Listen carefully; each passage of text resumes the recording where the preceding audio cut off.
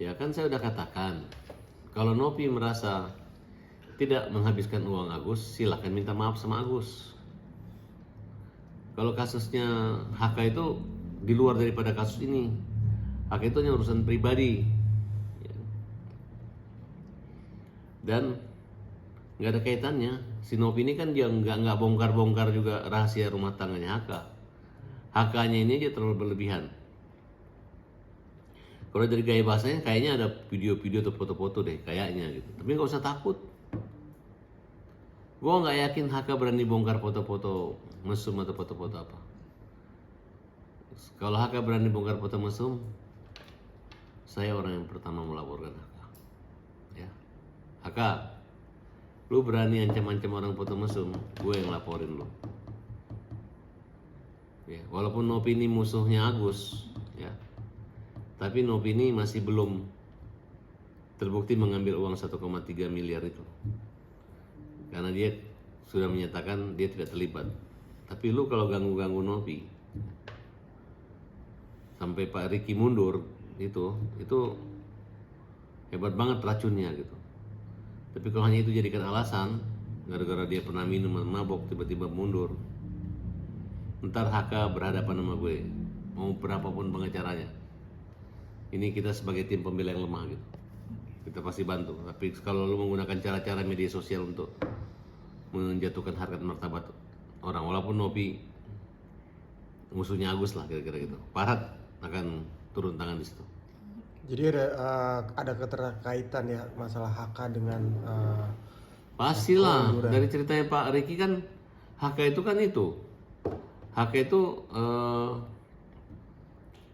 udah nonton liatin apa semua, akhirnya dia mundur nggak ada alasan kan, berarti ada sesuatu apatis yang ditampakkan gitu ya kan, berarti apa cerita selama ini mungkin konon kabarnya mungkin kenyataannya seperti itu. Tapi itu saya nggak mau campur di situ.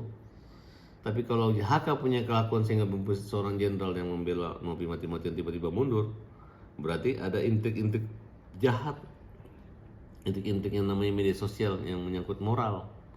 Nah kalau itu memang akan disebarkan oleh HK, gue orang yang pertama melaporkan HK.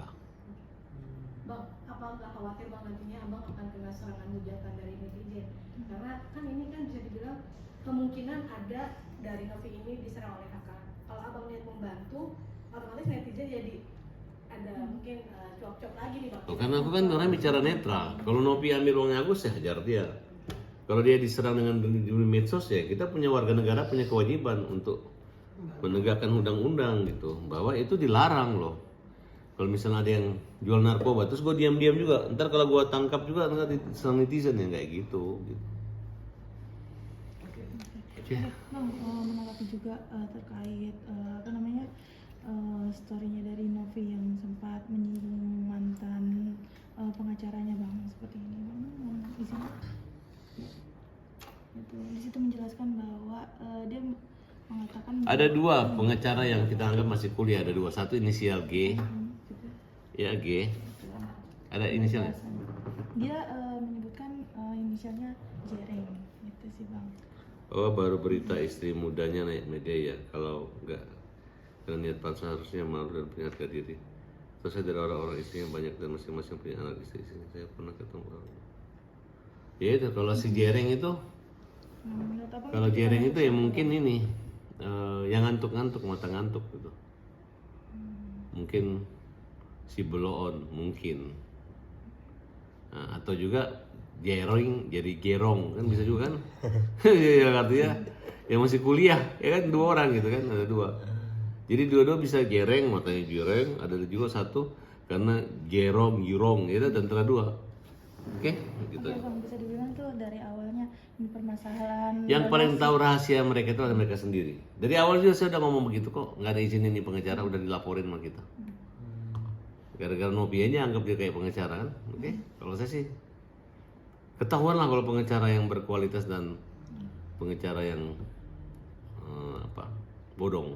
Tapi soal Yang berkualitas kayak Farhad Abbas. Tapi kalau yang bodoh itu yang naik di meja pengadilan teriak-teriak, bawa istri ngamuk-ngamuk kayak gitu. Kemudian ngaku jadi pengacara ini, pengacara donatur, balik semua mukul semua menggebrak meja di pengadilan. Itu adalah pengacara abal-abal. Oke? Oke Om, balik lagi Om. Mungkin kan pengacara Novi udah beberapa yang mundur gitu.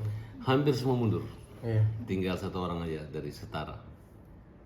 Yang lain pada mundur semua. Makanya saya bilang kalau jadi pengacara itu lebih baik jadi, kalau pengacara mundur-mundur, lebih baik jadi kura-kura. Walaupun jalannya lambat, tapi nggak pernah jalan mundur. Oke? Maksudnya itu apakah Tapi jangan jadi kura-kura ninja. jadi efek dari Novinya sendiri yang emang diduga bermasalah atau gimana mungkin? Aku tahu, banyak drama. Ini semua TikToker. Otaknya ini kan cuma duit. Satu lagi yang perlu saya perjelas, masyarakat tahu. Kita baru mengetahui jika di Gedung Juang semua yang hadir di situ diakui mendapat transport. Bayangkan, Agus Salim aja yang punya uang dihabisin, mereka dapat transport besar biayanya dan mendapat penghasilan podcast 50%. Jadi masyarakat udah tahu kan, Agus yang buta, yang nikmatin susu dan uangnya adalah mereka-mereka ini. Nggak malu tuh, ya, nggak malu. Ya, jadi tolonglah, selama ini kita berjuang untuk apa? Jadi jangan kelihatan orang hanya baik-baik aja, tapi ternyata madut artinya adalah mata duitan. Oke, Bang, mungkin terakhir Bang, terkait yang laporan penipuan tersebut, keempatnya tersebut nanti dipanggil kapan Bang? Abang udah mengetahui ini belum sih Bang jadwalnya? Oh, saya rasa udah jadwal dari saksi kita udah lengkap semua.